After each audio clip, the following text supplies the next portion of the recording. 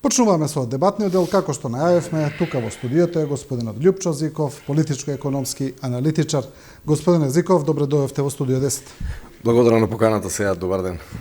Како што гледаме, она што е најново во поглед на политичките случувања, тоа е најавената средба утре помеѓу премиерот Ковачевски и лидерот на ВМРО ДПМН Мицкоски. Таа средба за некои има одредени очекувања, ми се чини дека никој нема преголеми, додека лидерот на ВМРО ДПМН Мицкоски вели дека ништо не очекува таа средба и дека оди да му каже на премиерот што ќе прават откако ќе пропаднат уставните измени. Што очекувате вие? Како ја гледате оваа средба сега? Па добро, Мицкоски на една друга телевизија деновиве во интервју го кажа својот став и пред средбата, реално. Мене најчудно од целата оваа средба ми е фактот дека лидерот на опозицијата инсистираше на тет-а-тет средба. Практички тоа е негово инсистирање, таму се водели друг тип разговори околу форматот на средбата, каков требаше да биде. Тоа е чуден момент, можеби Мицкоски има нешто да му каже друго во четири очи на премиерот, тоа останува да се види, ама ќе се види после средбата во деновите што престојат, значи епилогот. Јас искрен да бидам, не би бил многу скептичен околу резултатите од средбата, заради тоа што неколку пати изјавувам на оваа тема дека секој ваков проект, како што беше и преспанскиот договор, така и овој, дел од отварањето на уставот е политички процес во секоја држава за вакви проекти се води има политички процес, се води една политичка дебата, нешто од тоа е јавно, нешто од тоа е зад сцената, значи тоа е жива дебата, така да не би ставал се на картата на неуспешни преговори. Тие можеби навидум ќе бидат неуспешни сега во овој период, меѓутоа процесот продолжува летото до ноември, така да не знаеме што ќе се случува. Повеќе фактори се во игра, не се само македонските политички фактори во игра, тука се продолжувањето на преговорите на Македонија со Европска Унија подразбира пакетот на Западен Балкан да продолжи да се движи кон Европската Унија. Застој со вакви причини како што би имал во случај на неуспешни уставни измени, неуспешен процес на отварање на уставот во Македонија и следствено на тоа блокадата во преговорите со Европска Унија што би ја добила Македонија врз основа на тоа, ќе представува и застој на евроинтеграциите на Албанија, па ако сакате и на Србија, имајќи во предвид дека Отворен Балкан како проект е и европски дел од берлинскиот процес, така да мислам дека овде и повеќе меѓународни фактори се заинтересирани за ова сето да помине како што треба. Така да нема да кажам дека сум сега некој оптимист, заради тоа што тоа во овој момент денеска во ова студио, имајќи предвид што се случува и нереален став, имајќи го во предвид ставот на опозицијата, но мислам дека процесот може да продолжи во добра насока. Добро, во однос на уставните измени, прво е фактот што го немаме видено решението кое сега е во владата, не знаеме конкретно што содржат, знаеме отприлика од оние некои информации што излегува во јавноста, значи дека освен бугарите таму ќе бидат додадени и останати етнички групи, не го знаеме финалното решение.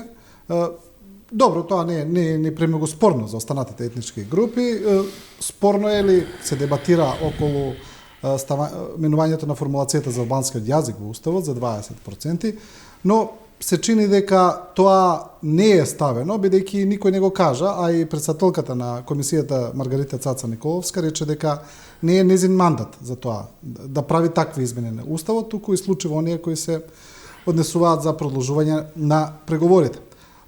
Повторно ќе се вратиме сега на ставот на опозицијата, ако се тоа уставните измени, значи ако се тие тоа, значи ако остануваме на спорната точка за ставањето на бугарите во уставот, нивните ставови ми се чини дека се прилично цврсти, конзистентни во последно време, иако пред тоа беа некако променливи. Сега последните пораки кои ги праќа Мицкоски се непопустливи, вели дека едноставно нема да прифати бугарски диктат. И тоа се случи и после посетите на високите представници на Европската унија и на Соединетите американски држави и после последната посета на сенаторот Марфи, кој беше особено остар во неговите пораки, се чини дека лидерот Мицкоски не ги минува или гледате во тоа една политичка тактика, стратегија која е намената и за неговото гласачко тело? Овде има две причини за тој став според мене. Едната е можеби Мицковски има нешто во рака држи за тргување. Значи и тоа сега тоа го поврзувам со инсистирањето на тетата средба утре. Значи можеби сака да тргува. Не знаеме, времето ќе покаже. Тоа е едната работа и за да имате таква позиција вие мора да имате цврст став. Иначе зошто би тргувал другиот таа работа, така да тоа може да значи некаков тип на политички блеф во моментот неговиот цврст став и сите тие преговарачка тактика. Преговарачка тактика, да. Втората работа е да тој стварно е сериозен во оваа намера, но тогаш се поставува и се отвара една друга дебата, анализа за работиве, а тоа е овој став е апсурден ако се земе во предвид ставот на опозицијата дека во овој состав на парламентот не би се отворил уставот. Тоа преюдицира дека во следниот состав на парламентот, а тие имаат став и сознание себе заклучок дека ќе ја прават владата и ќе имат мнозинство во парламентот, тогаш тоа они тоа ќе го направат. И сега третиот сегмент е ако се земе во предвид нагонот на опозицијата и на лидерот на опозицијата Мицковски дека тој ќе репреговара Бехтел, НК, па веројатно ќе преговара и со бугарите поново. Мислам дека има став. Ако не се лажам, подпредседателот Александар Николовски на таа партија рече дека тие ќе отворат преговори со Бугарија повторно. Тоа е апсурден став, имајќи во предвид сегашната ситуација, прво заради тоа што ќе се изгуби многу време, а второ, следното, имајќи у предвид однесувањето на Бугарија во периодот до францускиот предлог каков беше, нивната агресивна позиција од аспект на јазикот, потеклото на јазикот, потеклото на народот, негирањето, декларацијата во нивниот парламент и тие работи, овој став на нашата опозиција во идно време, доколку тие би биле влада и имале мнозинство во парламентот, тоа би можело да значи полош предлог на договор, суспендирање на францускиот предлог и полош предлог во некое идно време за Македонија. Тоа е голем ризик за опозицијата и јас тука апсурдноста на нивниот став тука ја гледам, значи во тој дел. Ако сакам сега малку да размислувам и од аспект на опозицијата, као опозиционер, мене повеќе би ми одговарало во овој состав на парламентот да се реши тоа горливо прашање. При тоа да го подржам на мала врата, значи во сето тоа, пологично ми е и за секого би било пологично, не само мене, мислам дека и на 3/4 од ВМРО им е пологично сега да се решава во овој состав на парламентот, отколку во некое идно време, во некоја замислена идна друго мнозинство, влада и така натаму и така натаму. И кога одговорноста би била 100% нивна тогаш.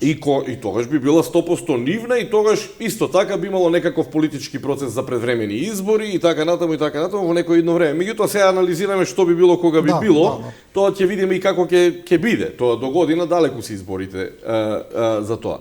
Така да целиот овој политички став на опозицијата на ова прашање ми е апсурден. Значи во овој дел не гледам никаков друг заклучок, се обидувам сам да си носам некои заклучоци на темава, не гледам логика во ставот. Добро, вие го начнавте и самиот прашањето за репреговарање на преговарачката рамка на така наречениот француски предлог. Тоа неколку пати го спомнуваат од ВМРО ДПМН, го има кажано и некои и лидерот на партијата Мицкоски, така да тоа е нивен став, но колку е тоа реално со поглед на посета на Борел, да речеме, на Скопје, кај што тој најдиректно рече сите што мислел дека може да има подобар или друг предлог, се лажат. И во поглед на однесувањето на Бугарија, кој го кажувате, нивните прилично цврсти ставови, гледаме дека и од кога почнаа преговорите на земја со Европска унија, бугарските ставови воопшто не се сменети, тие се во иста насока радикални, ајде да речеме. Што е тоа што би можело, прво дали е тоа можно, дали е тоа реално, бидејќи имаше став ВМРО ДПМН дека ќе преговара повторно и за Преспанскиот, дека ќе го смени Преспанскиот договор, па сега се прилично молчат по тоа прашање. Колку е реално тоа да се преговара повторно преговарачката рамка со оглед на ставот на Бугарија? Сега, ако ми дозволиш, ќе направам на паралела со прашањето на Косово. Сега во моментот го имавме и во вестите тука тој момент. Многу индикативен момент е тоа. Например, имаше Бриселски договор за Косово пред 10 години 12 подпишан од Вучич и од Томислав Николич. Па потоа имаше Вашингтонски договор во време на Доналд Трамп. Вучич Хојти го подпишува. Па имаше некои други мали договорчиња, па се дојде во Охрид сега пред некое време, и од сето тоа, што испадна? Тоа што беше пред 12 години договарано во Брисел, а се вика Заедница на српски општини во Северно Косово, тоа се потврди во Охрид, и сега имате ситуација каде што јавното мислење во меѓународната политика во Европа и во Америка полека се менува не во корист толку на Србија, колку што контра власта на Курти. Така, тоа е фактот во моментот, период. Тоа е прилично јасно од пораките кои се даваат, да. И сега имате притисок врз Курти да ова што го направија со локалните избори да го сторнираат практички во тој дел. Ова е сега истото што би се случувало во Македонија, ова се разбира мое лично мислење, меѓутоа праксата на Балканот не покажала ништо друго, бидејќи вие ги имате големиот брат и Европската Унија, каде што диктираат и во Босна, и во Црна Гора, и во Србија, и во Косово, и во Албанија, и во Македонија. Ние можеме сега да бидеме некоја изолирана планета за себе, да се сметаме дека сме, меѓутоа не сме. Значи, нашата политичка сила е толкава и таа се покажа 33 години на независна Македонија, се покажа колкава е политичката сила и колку е тој политички дигнитет на државата во светот признаен, значи во тој дел. Така да тоа му се случува на Косово, тоа му се случуваше и на Вучич. Да не забораваме дека тоа се случуваше и на Србија цела во времето на Милошевиќ и така натаму. Значи ние треба да сватиме дека некои договори, како што е Преспанскиот договор, како што е прифаќањето на предлогот француски, без разлика дека тој не е можда совршен за македонската страна.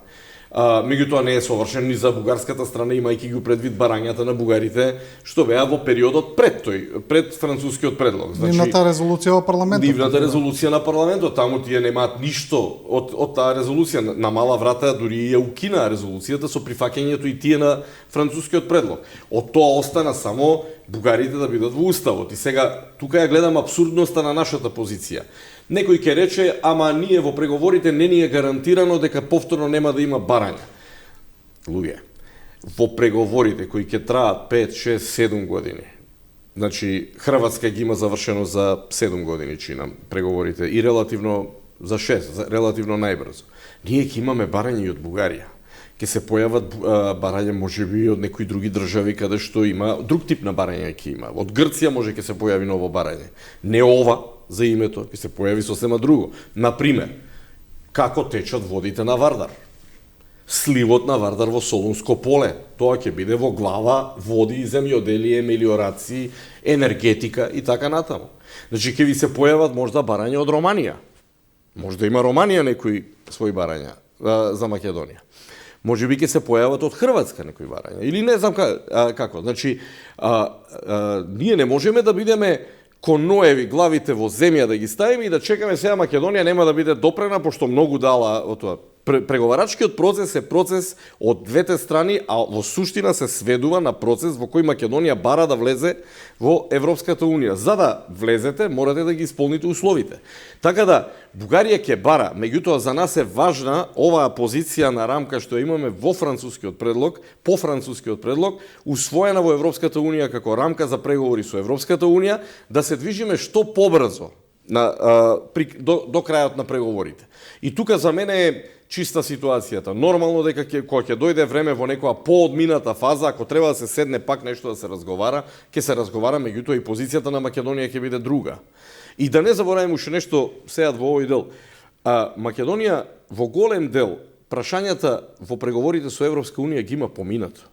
Дури понапред и од некои други држави кои почнаа преговори како Србија и Црна Гора. Да. Значи во тој дел ние сме многу одминати напред заради тоа што имавме многу проблематичен период на асоцирање со Европската Унија во сите овие периоди на назад И ние поминавме и разни брзи траки, па имаше пакети посебни, ако се сеќавате, имавме специјален статус едно време, преговаравме. Така да, Македонија релативно, ако ова прашање го реши безболно и брзо, ние за многу релативно брзо време би поминале многу работи во тој дел. И тука треба да бидеме оптимисти и да бидеме охрабрени дека тоа брзо ќе оди.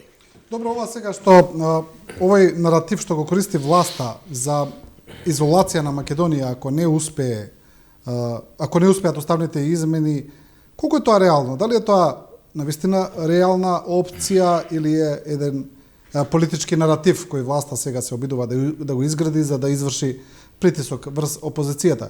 Бидејќи има ставови и за и против. Ставовите се за тие што ги кажува власта, кои се јасни дека преговарачкиот процес со Европската унија ќе прекине, ќе заглави, повторно ќе се вратиме во еден статус кво, во некаква изолација. Ова вие што го кажувате дека тогаш ние ќе бидеме лошиот дечко на балканската политика, ќе бидеме перцепирани како негативната страна.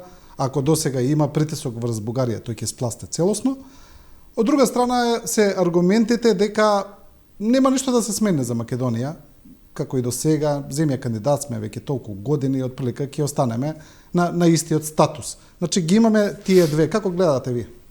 Знаете, во суштина тоа е само изолација. Еве да се обидеме да скицираме што ќе се случува во следните години ако ние ова го заглавиме, уставните промени.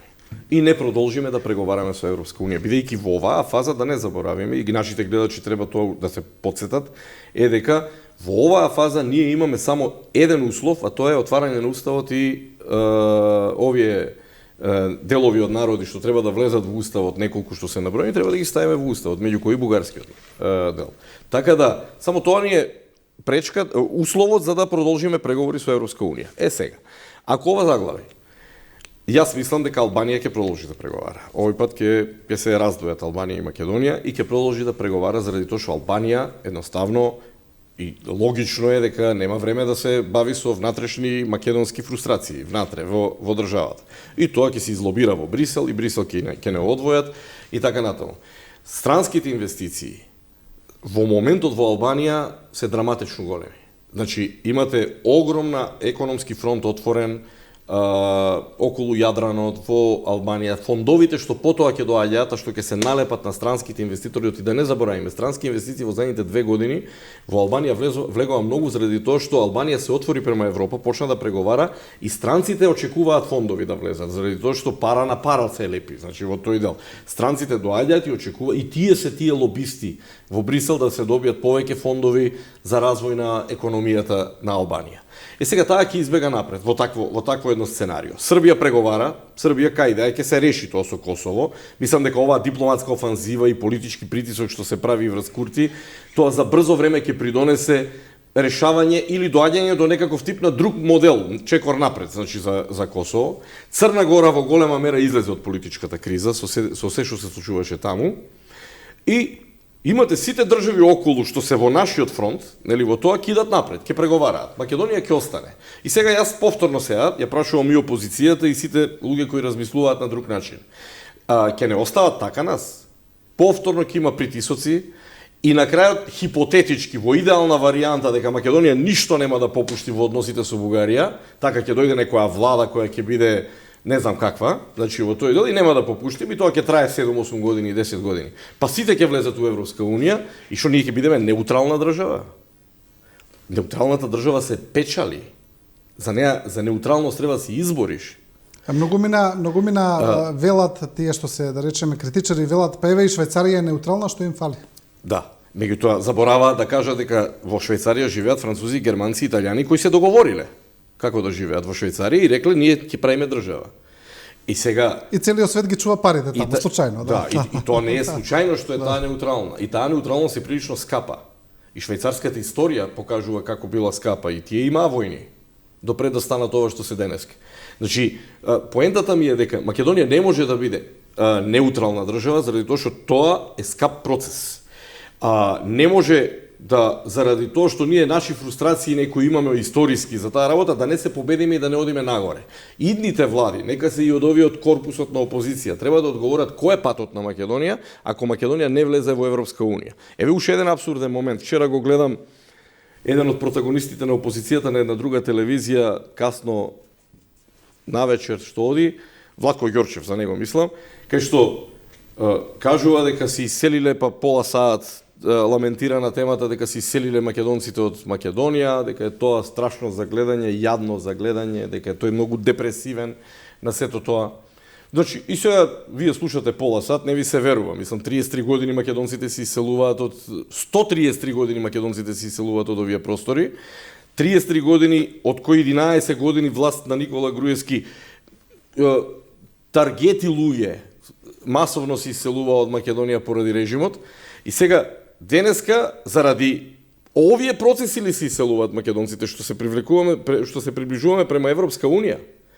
Па, абсурдот во таа теза е дека ние ако го укопаме процесот, да не решиме сега и да блокираме преговорите со Европска унија, уште повеќе македонци ќе земаат бугарски пасоши. Зошто ние се лажеме себе си, ја лажеме јавноста и не сме транспарентни и нелогични сме на крајот на денот. Се знае македонците како се иселуваат од Македонија. Се иселуваат со бугарски пасоши во голем дел. Ако е така, зошто да не го прекинеме тој процес? Зошто надежта да не му ја дадеме на македонецот на патот во Европска унија да одиме со позабрзани чекори? Да влеземе што можеме поскоро? Заради тоа што ќе бидеме рамноправни граѓани и нашите луѓе нема да се мачат по Германија и Франција со бугарски пасоши, без пасоши, со македонски пасоши, па чекаат полиција дали ќе ги фати или нема да ги фати. 21 век е. Зошто да не побрзаме? Зошто кога се е прагматички со Бугарија, ние можеме уште 100 години да имаме проблеми и фрустрации меѓу нас во односите? И бугарите не се срекни со францускиот предлог, и бугарите имаат што друго да ни кажат, ама не може, тоа е договор. И по тој договор треба да идеме. Тоа е рамка преговарачка. Да, но аргументот на опозицијата на тоа е, што го повторува претседателот на ВМРО ДПМН Мицкоски, дека окей, немаме против суштинското барање за ставање на бугарите во уставот, но имаме против што тоа се прави под бугарски диктат, под бугарски уцени, што се прави под притисок. Тоа е главниот аргумент на партијата. Бугарија е членка на Европска унија. Македонија 33 години заради менталитетот на политичкото делување на политичката сцена кај сите партии и заради некои процеси што се одвиваа пред и по и зад завесата, некои процеси социолошки, економско-социолошки, приватизации, транзиции и така натаму, Македонија сите работи ги правеше на крајот со кога ќе дојдеше до зид. И како кога ќе дојдете до зид, како се прават работите? Под диктат се прават. Сега бугарски диктат. Па нека се сети лидерот на опозицијата за 33 години Македонија колку диктати имала. Ај нека се сети 2001 рамковниот договор под каков диктат е правен. Под чиј диктат? Пак е под диктат, така?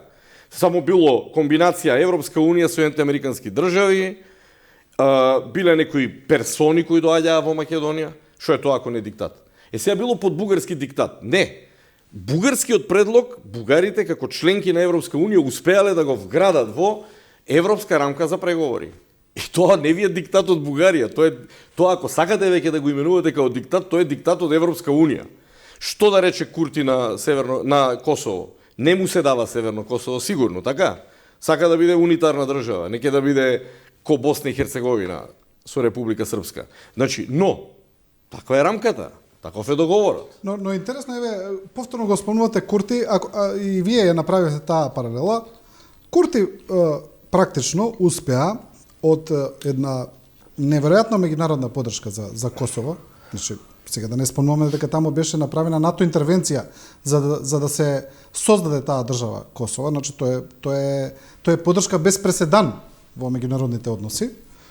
Он успеа таа меѓународна поддршка целосно да ја изгуби до откажување на војни вежби со американците, до најдиректни пораки, до закани со санкции, до закани за укинување на безвизниот режим и на некој начин целиот притисок кој беше и кон Вучич насочен, сега си го насочи само на себе.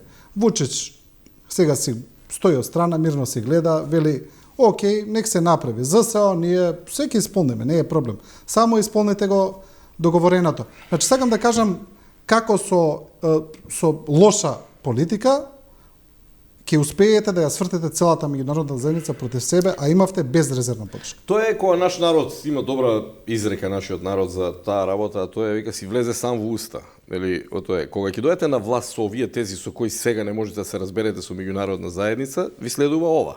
Значи, јас го разбирам Курти многу добро. Тој, ако исполни све ова што му се бара според Бриселски договор и Охридскиот договор тука што го има направено, тој ќе падне од власт во Косово. Косоварите ќе му пресудат политички. Значи во тој дел. И тука максимално добро го разбирам. Меѓутоа, знаете што, треба да внимавате пред да дојдете на власт. Еве, уште една порака до нашата македонската опозиција.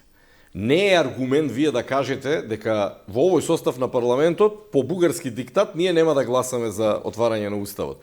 Па ќе гласаш еден ден, еве и да дојде до промена на власта во Македонија. Ќе се гласа во парламентот и ќе го гласаш францускиот предлог.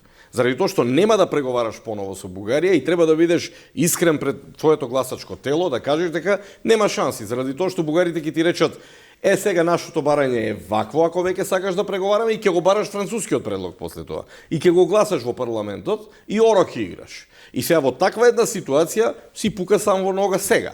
Значи во тој дел. Колку ќе трае таквата власт на ВМРО ДПМН е кога внатре ќе дојде време тоа да се гласа. Затоа малку треба поширок видокруг, малку визија треба повеќе и малку треба смирување на страстите на теренот.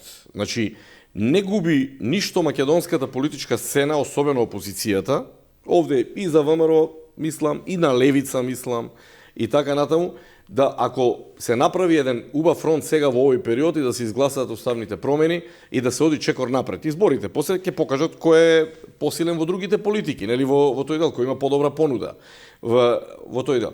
Така да мислам дека тоа е таа паралела помеѓу Македонија и Србија Косово сега во моментот што ја правам. Од друга страна, гледате дека Вучич е во пол позиција во делот на Косово заради тоа што подолго време реално Вучич знаеше што бара на Косово. Врз основа на сите договори што ги имаше, самите и вие рековте, се знае што бара Србија, сега официјална Србија, што бара на Косово. Ги бара заедниците на српските општини.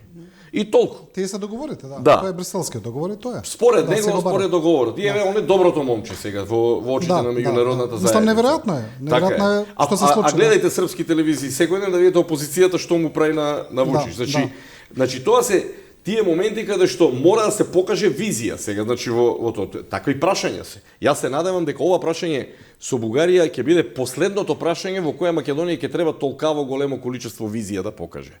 Се надевам дека за другите прашања помала визија ќе ни треба после тоа, ако го решиме ова прашање. Добро, ајде политички само да ги видиме состојбите на власта и опозицијата. Се чини дека и СДСМ не е баш во добра позиција во поглед на рейтинзите кои се прават во последно време. Значи, сите последни анкети и релевантни политички истражувања покажуваат предност на ВМРО ДПМН. Причините се гледаат во односите со Бугарија, во францускиот предлог, во ова што го зборуваме перцепцијата на дел од јавноста дека сето ова се прави под диктат, под притисок, но и во начинот на коалицирање, на начин на составот на владата кој е направен со, како што велат критичарите, и со еден етнички дисбаланс. Сето тоа се чини дека влијае и дека СДСМ не е баш во добра политичка позиција пред следните избори. Прво, како гледате на ова? Па, знаете што, мислам дека се што му се случува на СДСМ, на коалицијата, на владата на СДСМ е очекувано. Значи, ако се земе во предвид начинот како владееше и што све требаше да се направи во последните 6 години, 7, значи, само да се подсетиме. Значи, единствени нормални избори беа локалните после владата во 2017 година. Тие беа единствени избори кои се правеа во некоја нормална политичка атмосфера.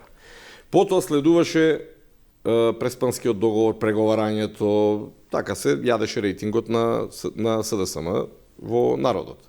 Чувството дека се дава името и сите тие работи врзани со тоа. Референдумот само по себе го намали рейтингот на СДСМ заради тоа што едноставно тие договорени работи со Грција мораше да се избуткаат. Една од алатките беше и референдумот, па уставните измени потоа во тој дел. сето тоа на крај си даде свој резултат таков како што е во рейтингот и денеска. Потоа следува председателските избори, значи во еден момент, каде што поддршката на сегашниот председател беше голема и во вториот круг беше подкрепена добро подкрепена со гласовите на албанците. Значи добро, но тоа е реприза од сите председателски избори. Да, меѓутоа потоа, сите. значи знаете што, во услови кога рейтингот ви е поднамален, заради процесите што ги кажав, во услови кога имате председателска кампања и имате така избран председател со добар дел гласови албанци во вториот круг, потоа имавме парламентарни избори во 20-та година, каде што за 2 пратеника победи СДС, ако не се лажам, меѓутоа добивме скапа влада. Скапа влада од аспект на тоа денеска да биде таа влада, тој премиер, сите премиери Изаев и Ковачевски беа обвинувани дека премногу им дале на албанците, не знам што. Се зборам во контекст на рушењето на рейтингот, на паѓањето на рейтингот, на седам во тој контекст. Не зборувам за мојот став за тие прашања, за тоа каква влада има. За перцепцијата, да. Перцепцијата во јавноста е дека премногу дале, па дојде ковид кризата. Сега ковидот е специфичен и енергетската криза ќе ги спојам во едно. Значи се специфични заради тоа што во еден момент доаѓате во ситуација во краток временски период да угодите на многу таргети во општеството. Значи бизнис, мали бизниси, големи бизниси, граѓани, кредити во банки и така натаму. Една друга збунувачка, хаотична, немирна ситуација со ковидот, луѓето на се гледаат дека не функционира систем здравствен и така натаму и така натаму. На крај потрчавме у Србија да земеме вакцини, не ги дочекавме у Македонија на време и така натаму и така натаму. Значи сето тоа влијае на рейтингот. Она што успеа владата според мене да го направи е добро справување во втората етапа со ковид кризата и што е многу битно со енергетската криза. Значи минатата година, значи за мене одлично справување со енергетската криза, не се дозволи криза да се осети за струја, бидејќи криза за струја во Македонија во недостаток на газ или други алтернативни извори на енергија, вие би имале ние голем проблем. Сега, тоа кошташе скапо. Значи во тој дел. Не сакам да амнестирам и други процеси што се случуваат за сцената. Корупцијата во Македонија 33 години е иманентна за ова општество, значи таа постои.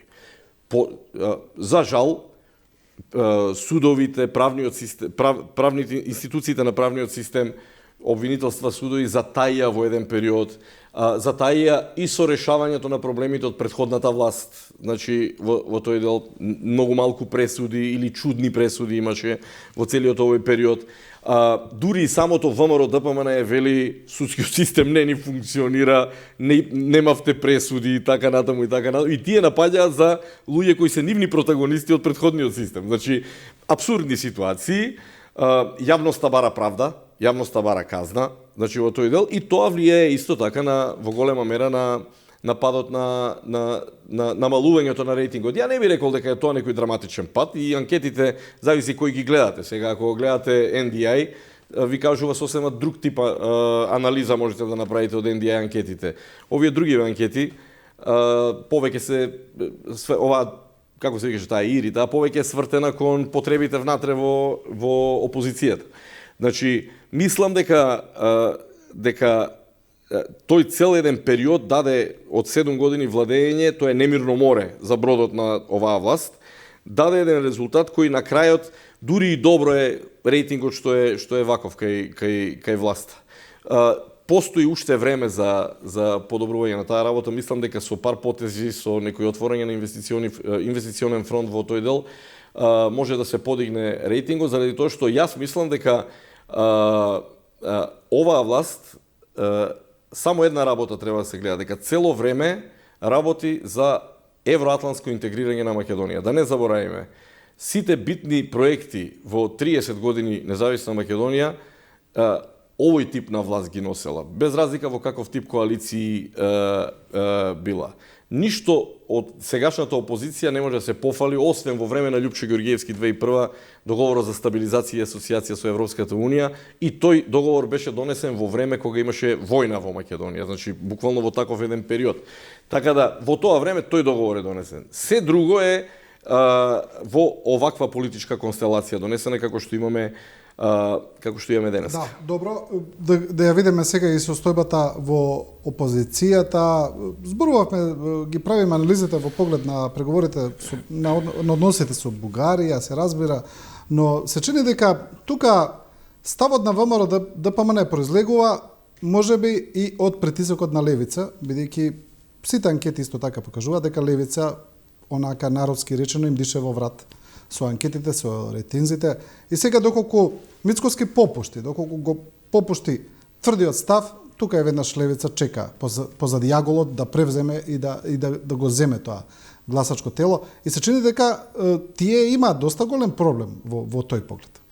Па очигледно е тоа. Тоа и од анкетите дури се гледа. Да. Дури и од анкети кои тие ги прават, и таму се гледа во тој дел. Видете, левица е партија во замав и тоа е веќе несомнено. И мислам дека ќе биде партија во замав до следните избори. После тоа не мислам дека ќе оди тоа темпо така во тој дел.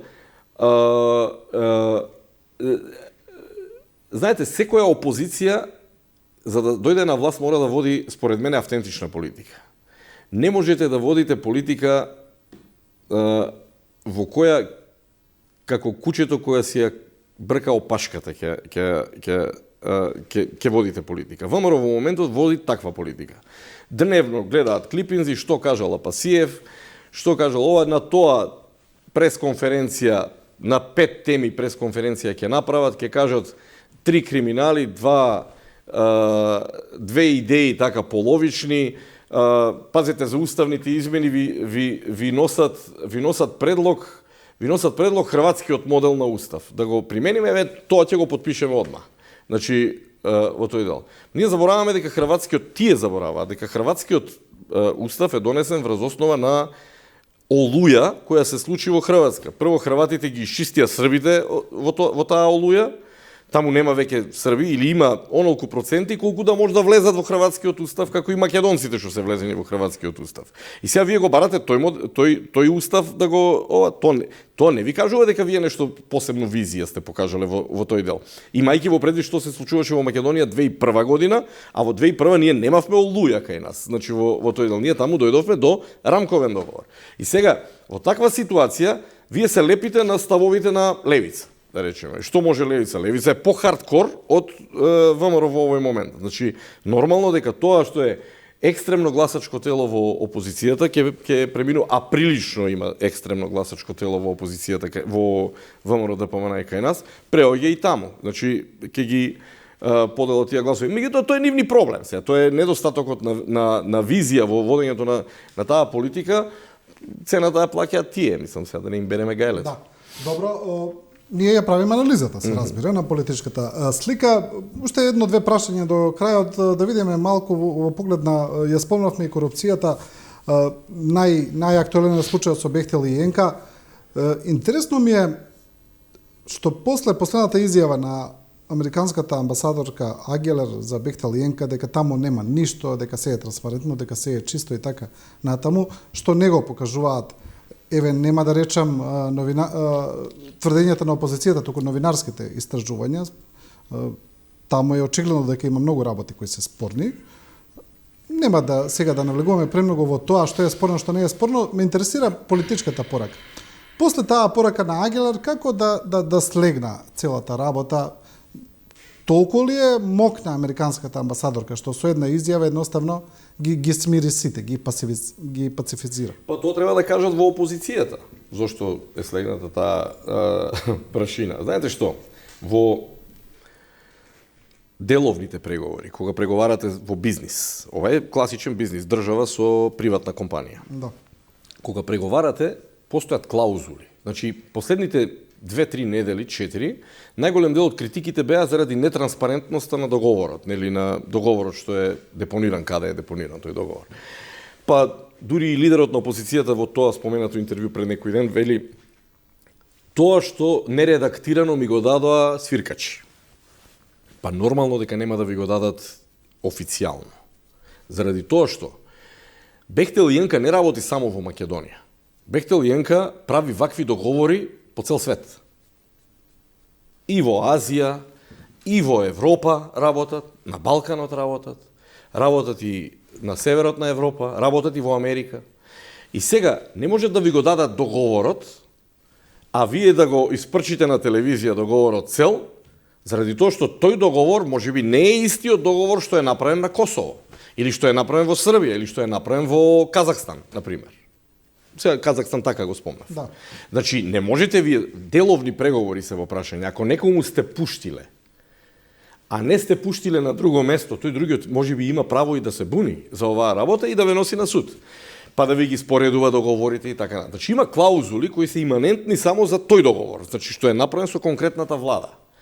Втора работа, ние забораваме дека овој договор во суштина е тип на договор кој е на еден начин, условно речено правниците нека ме поправат, е лек специјалис. Во парламентот гласан договор помеѓу државата и Бехтел Јенка. Таму немаше тендер, па кој пониска цена и така натаму. Чудни ми се мене ставовите на опозицијата дека сега они ќе го репреговарале бидејќи Бехтел Јенка во Романија добиле, ако не се лажам, 30% поевтин по пониски цени на договорот во репреговарањето. Знаете што? Романија е држава од 24 милиона народ. Кога Бехтел Јенка прави пат, не прави 100 км пат како во Македонија. 120, колку е километри пат. Да. Во Романија Бехтел Јенка прави 800 км аутопат. Да речеме сега, не ги знам детаљите. Значи, тоа ти е систем на големи бројки. Ако вие имате поголем бизнис, имате поголема километража, можеби тие ќе ви пуштат нешто низ прсти во репреговарање. Значи, во тоа. Тие клеймови што се даваат во таква ситуација, тоа зависи од потенцијалот на државата, големината, колку работа си ми дал како држава да работам. Значи, во тој класичен деловен однос кој се воспоставува во таа работа. Вие може да добиете, ама може и да не добиете. Нека тргне Македонија во некоја идна влада таму, нека го преговара Бехтел Јенка, може да добие 30% попуст, може да добие 10% попуст, а може да не добие ништо и блокада на проектот. Да. И во таква блокада јас се прашувам, зошто сме изгубиле толку време? Да, но сепак држи и аргументот дека ако даваме веќе 1,3 милиарди и за тој договор, а со сите анекси може да дојде до 2 милиарди, дека сепак тоа се народни пари, пари од буџетот и дека е чудно што јавноста не може да види како е тоа договорено. И тој аргумент држи. Сега, знаеш што? Значи, тоа што јавноста смее да го види, може да го види, тоест не јавноста смее, јавноста може се да види. Еве, лидерот на опозицијата го видел тоа од свиркач, предпоставам цел му го дале договорот, така да он добро знае. Договорот е сега инаку и во антикорупцијска предаден. Да, меѓутоа го апострофирам ставот на лидерот на опозицијата, тоа што го слушнав и за мене е фрапантно од свиркач јас сватив дека он целиот договор го има. Заради само редактирам, вели. Што му значи тоа редактиран, треба да објасни. Значи, еве, тој ако смее, што не го прераскаже договорот? Ако му е даден целиот на маса и он гледа дека има проблем, нека излезе на пресконференција во палатата и нека го каже целиот тој дел што му смета во договорот. Предпоставам дека и тој не смее тоа да го направи. Значи, према тоа, тука се игра малку, се манипулира со ставовите, се игра дневна политика. Предпоставам, Бехтел Јенка беше топовско месо за дневна политика периодот што помина и така натаму. Од друга страна, ако има корупција, таа треба да се санкционира, треба да работат институциите на системот. Ако го има антикорупцијска договорот, предпоставам дека може да го земе и јавно обвинителство, зошто да не го добие. Или ако има проблеми, некој свиркач, како што го дал договорот во опозицијата, може да го даде во јавно обвинителство договорот. Така? Јавното обвинителство може да го побара секогаш. Може да го побара секогаш. Нека го провера договорот, ако има проблем, нека излезат што е проблем. Значи, никој нема да се обиде да брани нешто што е неодбранливо, значи во една таква ситуација. Зошто ние од се правиме политика? Во државата треба да има нешто се вика правни процедури, треба има живот и после политиката сега. Значи, ние сега расправаме секој ден, нема емисија Бехтел Јенка да не се спомне. Па има живот и после тоа. Нека си работат институциите на системот. Ние треба да ги тераме институциите да го работат ова, а не ние да се докажуваме јас, ти, па сега ќе одиме на друга телевизија, ќе се докажуваме на трета телевизија, дали има корупција или не, од кај да знаеме дали има корупција? Ние не може да знаеме дали има корупција. Добро, господине Зиков, ви благодарам за ова интервју. Благодарам на поканата. Ова беше Љупчо Зиков, првиот дел од емисијата. Одиме сега со едни реклами, потоа ќе видиме едно интервју, па ќе продолжиме со Ненад Јовановиќ.